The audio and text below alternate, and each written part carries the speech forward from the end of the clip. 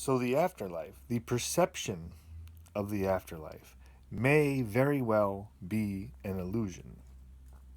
Um, and speaking Neo-Swedenborgianistically, speaking within the framework of Neo-Swedenborgianism, it is an illusion and there is no real afterlife. Because at this point in time, to believe in a real afterlife is a belief.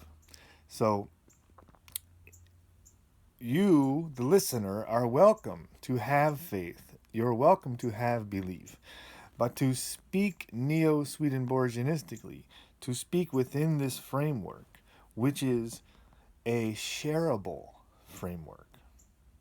Okay, so this is a thought machine. It's a thought system that people of different beliefs or absolute unbelief can enter into and speak about these things, because we can speak Neo-Swedenborgianistically.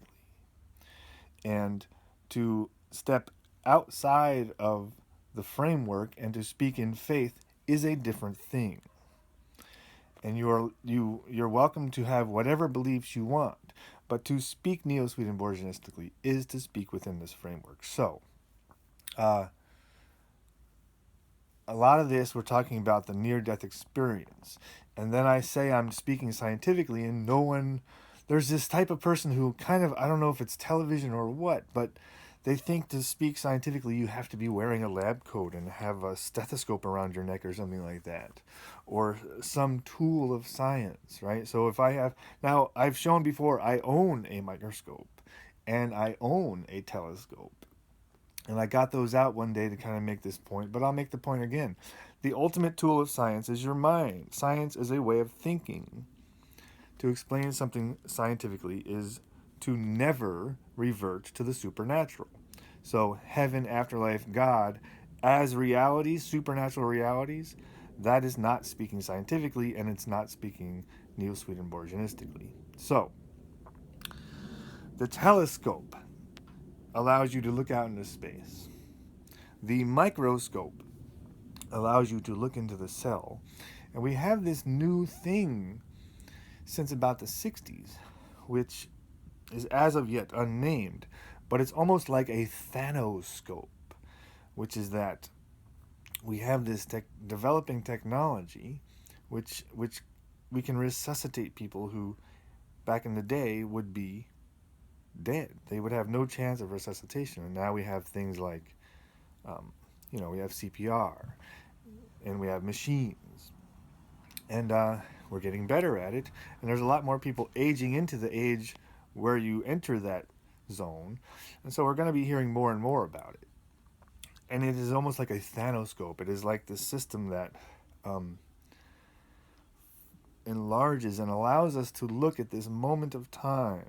It's only a moment of time, but it's, a few seconds. And we can now examine this few seconds. I'll say again, they're not really dead, right? We've established that we agree that they're not really dead. So since they're not really dead, this experience is a part of life. So the perceived afterlife, which, as we're saying, is not really an afterlife because they're not really dead, but the perceived afterlife, the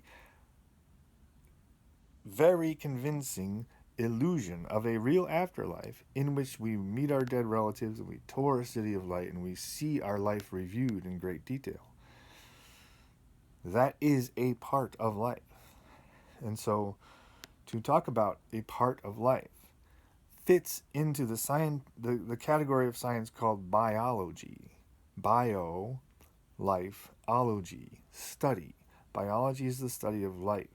So to speak Neo-Swedenborgianistically is to speak within the framework of biology.